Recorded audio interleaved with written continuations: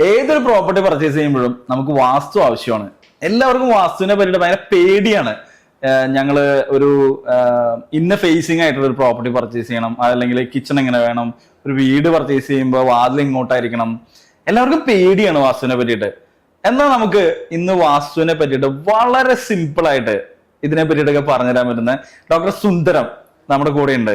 കഴിഞ്ഞ 35 വർഷമായിട്ട് ഈ ഒരു ആസ്ട്രോളജി ഫീൽഡിലും വാസ്തു ഫീൽഡിലും ജെമോളജിയിലൊക്കെ എക്സ്പീരിയൻസ്ഡ് ആയിട്ടുള്ള അദ്ദേഹത്തിനടുത്ത് നമുക്ക് ചോദിക്കാം ഇതെങ്ങനെ നമുക്ക് സിമ്പിൾ ആയിട്ട് അറിയാൻ പറ്റും എന്നുള്ളത്. സാറേ, യെസ്, നമുക്ക് ഈ വാസ്തു എന്ന് പറയുന്നത് കോംപ്ലിക്കേറ്റഡ് ആണോ അല്ലെങ്കിൽ സിമ്പിൾ ആണോ?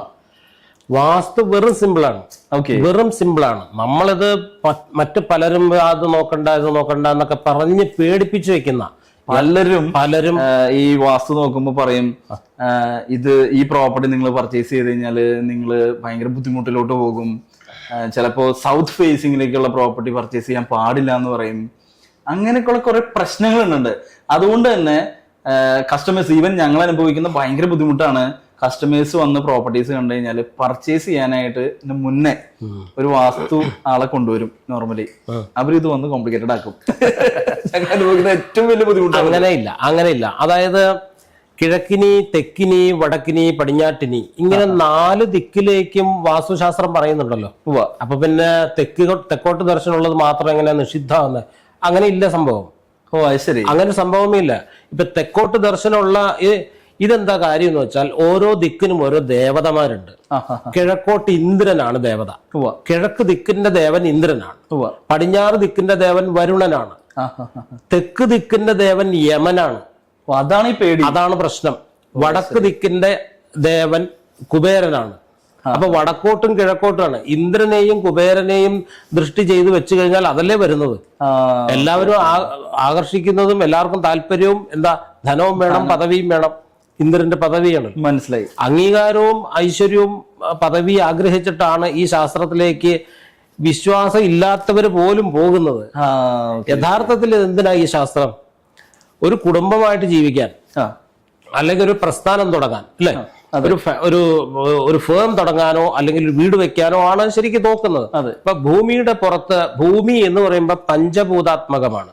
അതെ, ഭൂമി, ആകാശം, അഗ്നി, വായു, ജലം, ഈ പഞ്ചഭൂത തത്വങ്ങളുമായിട്ട് ലയിച്ചിട്ടാണ് ഭൂമി അല്ലെങ്കിൽ നിൽക്കുന്നത്, നമ്മുടെ പ്രപഞ്ചം നിൽക്കുന്നത്.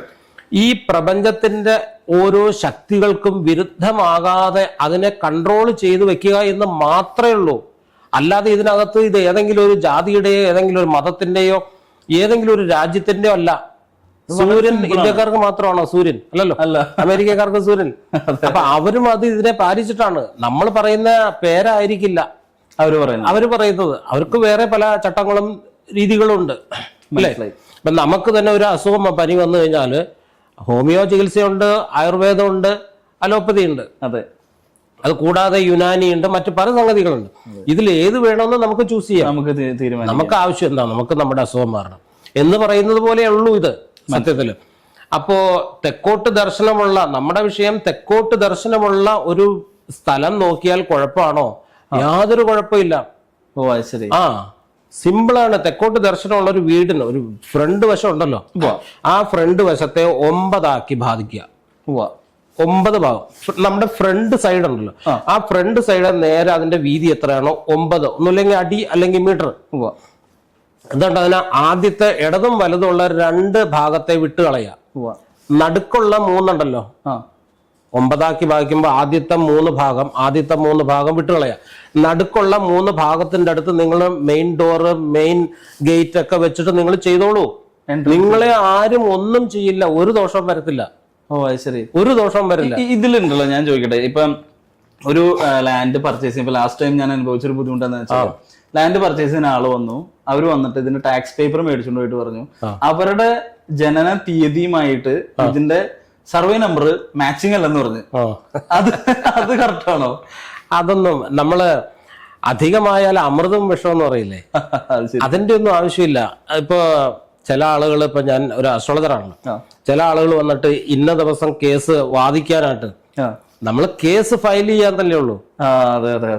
ബാക്കി കോടതിയില്ലേ, സർക്കാരല്ലേ തീരുമാനം. അത് ജഡ്ജി എപ്പോ എന്റെ കേസ് എടുക്കണം എന്ന് എനിക്ക് പറയാൻ പറ്റില്ല. അതിലൊന്നും ഒരു കാര്യമില്ല.